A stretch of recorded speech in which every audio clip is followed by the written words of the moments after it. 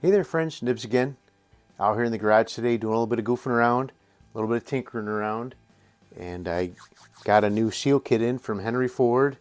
If you have any Crossmans or Benjamins or Sheridans that you need to work on or need him to work on, you can look up crossman600repair.com. He's got all the parts you'll ever need for any of that.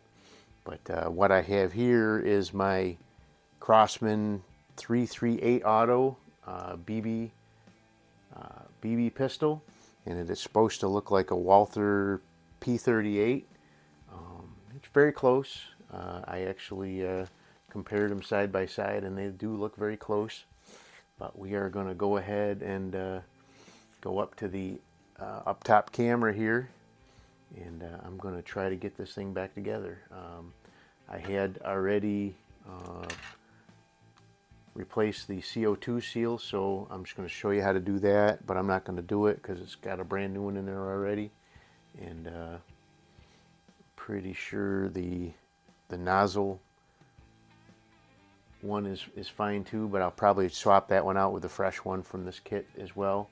And then the rear washer or sealer, whatever you want to call it, is the main one that's leaking on it. So let's go ahead and get up to the camera here, and we'll see what we can do. So I took this thing apart a week or so ago and figured out what was wrong with it, and then I got a hold of Henry Ford, and he sent me over this kit. So we're going to go ahead and work on getting this back together. So we have this is the valve. We have that was the O-ring that was up inside here.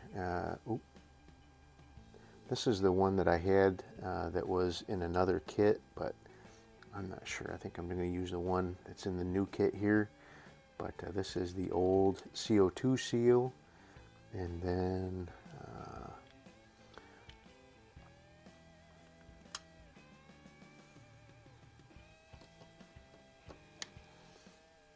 got you guys in frame here. This is the main culprit right here. Is this this one actually is what I would call the exhaust port. So this pin goes inside, and that would be in the back here, and that would mate up against that. This is the exhaust valve here. The CO2 would be on this side of the valve, and then when the hammer back here hits against this, it would push that forward and allow the air to go through these two ports and out the end and out the barrel. So let's go ahead and Henry always puts a card in there with his information in case I forget.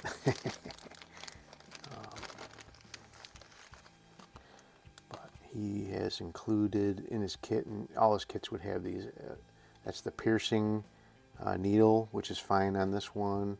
It does have a new screen which goes down in here in the bottom, so this is where the CO2 seals up. It does have a new CO2 seal, so I'll save all that stuff for a future use. Here is the O-ring that goes on the end of the valve there.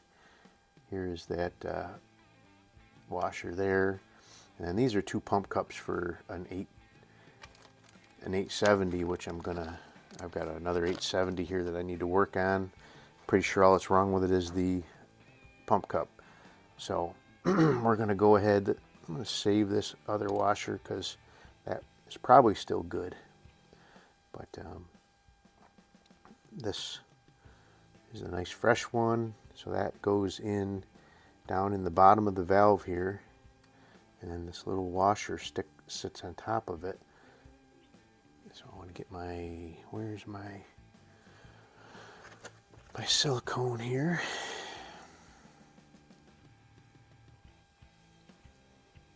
Give me just a little splash of silicone on there for two reasons. That helps, you know, keep everything sliding nice and easy and gives a little bit of extra seal, but it also holds the stuff in place when you're while you're trying to put this thing back together. So get that setting down, and there's a little indentation in there, and now you drop this little washer, and so it has a smooth side and kind of a side with a little bit of a edge on it. So I think you want to get that so that the smooth side is down against that O-ring. Now we're going to take our spring and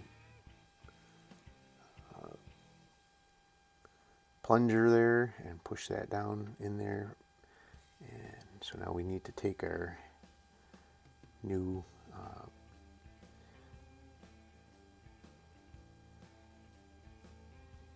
valve seat there, and this is going to go in here. This can be a little tricky to get this all lined up.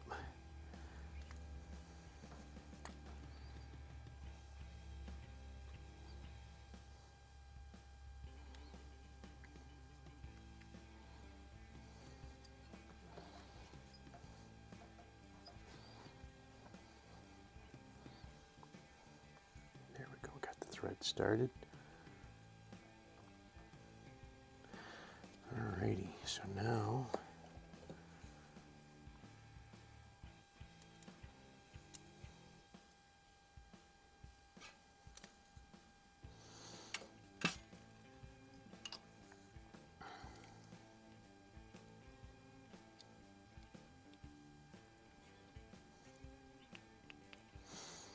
and that's all there is to that, getting that valve back together. So now we just need to put it all back together in the gun.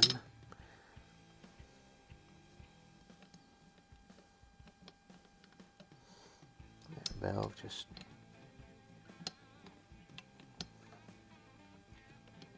there it is, right there, sits in there.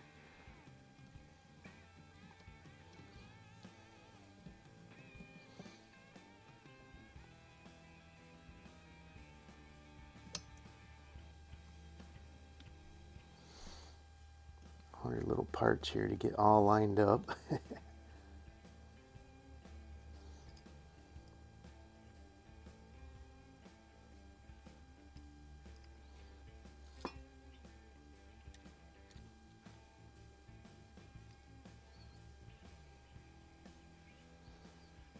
So I'm not 100% sure how this was sitting in there before.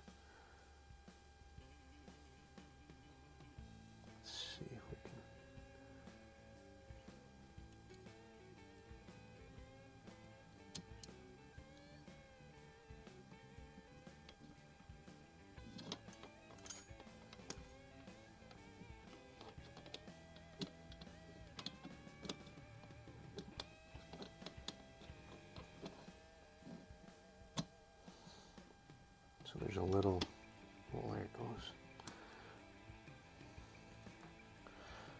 Yes, that is right. So that is where that goes. Okay, good. So now I need to get this spring back in here. And it goes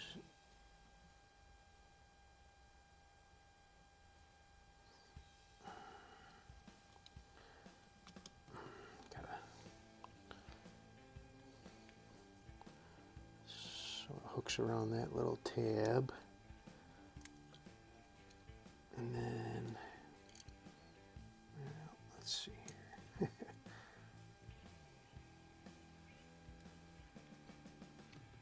So it's got a hook inside the does it go the other way? Could go the other way, like that. Guess it really doesn't matter. As long as it puts spring tension on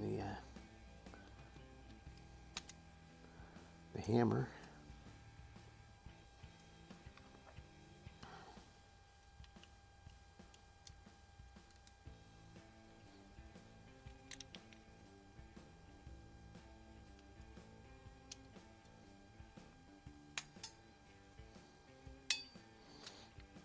that seems right. Okay. Yep. So far, so good. All right, so now, did not forget to put the little BB door on there.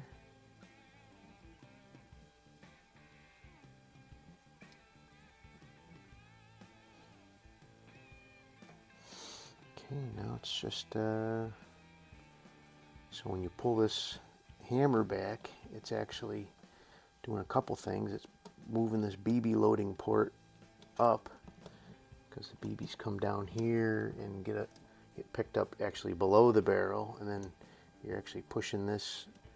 This will push that, if you see it right there, and it also pushes, this is the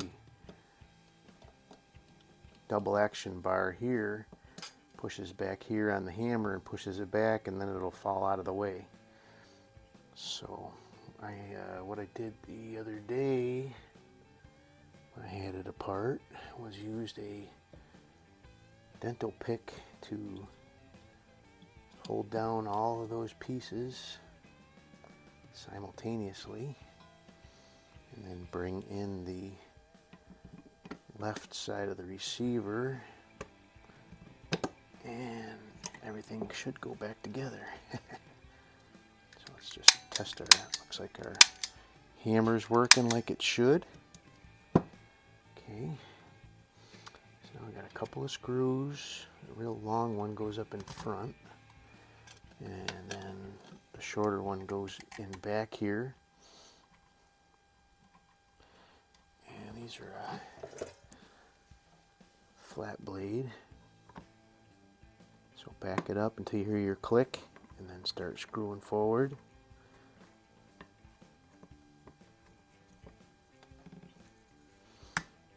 This one I already started with my fingers, so I know it's already in the threads.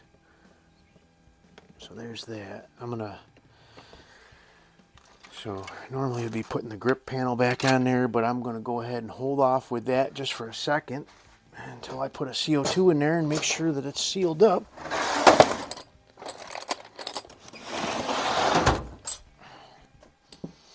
Okay, a little drop of oil on the CO2 here.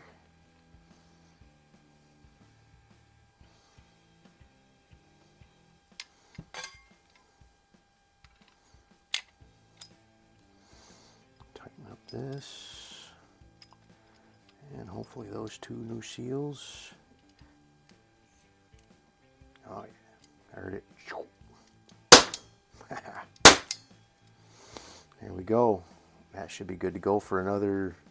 So these were only made in for a very short time, between like 87 and 91, and this one's actually got a 1990 date code on it. So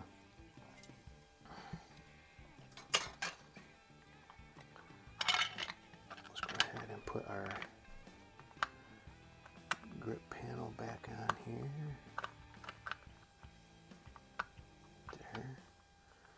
Little tiny screw. Don't lose that screw. You'll never find one like that again.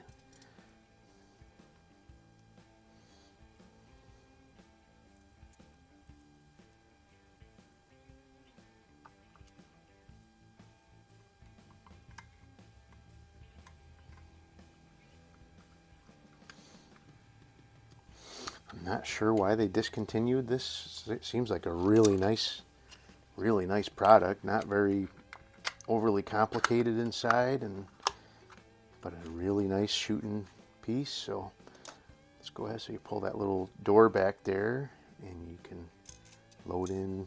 I think I counted 20 BBs went in there when I loaded it before, but so I just put 4 in there. Let me bring you back over to the main camera, and we'll finish this up. Alrighty, well that wasn't too bad.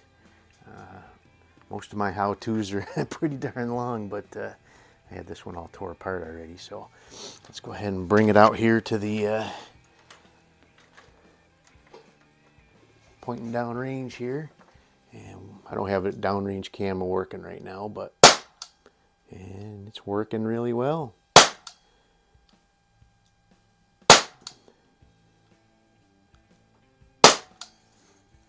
And I'm out.